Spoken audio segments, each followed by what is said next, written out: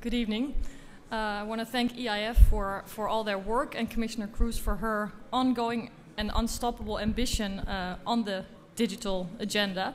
And I'm glad to hear that besides connecting online, there's still enough to be discussed offline as well. So I'll try to be very brief and let everybody talk to each other.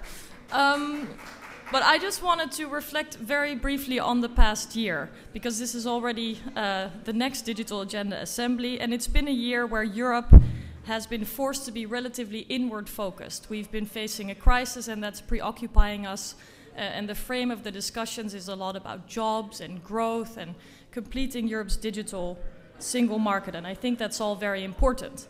But I think we should be ambitious, continue to be ambitious, and continue to realize that Europe and the digital agenda do not exist in a vacuum.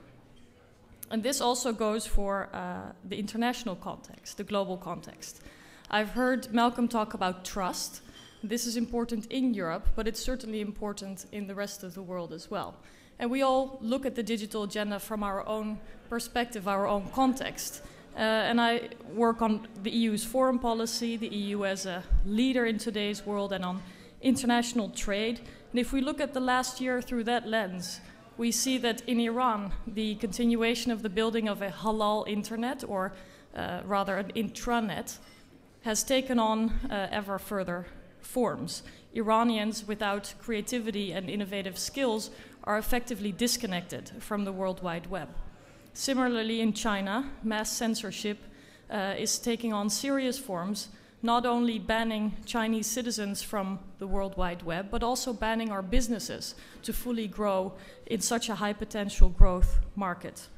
In Syria, we were barely able to stop the development of a monitoring center that was being developed by an Italian company that would effectively route all internet and mobile traffic through one centrally controlled point, which was used to crack down on citizens and their human rights.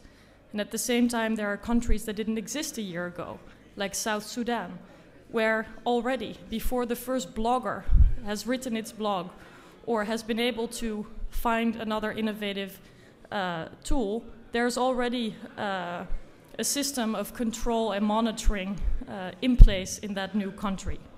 So as we move forward to the next year, and as we continue to talk about the digital agenda, I also wanted to congratulate the Commissioner on the no disconnect strategy, which was established last year, which focuses specifically on this point, to not permit the disconnection from internet, connectivity, access to knowledge, free speech, freedom of assembly, free press, the documentation of human rights violations of any citizen in the world.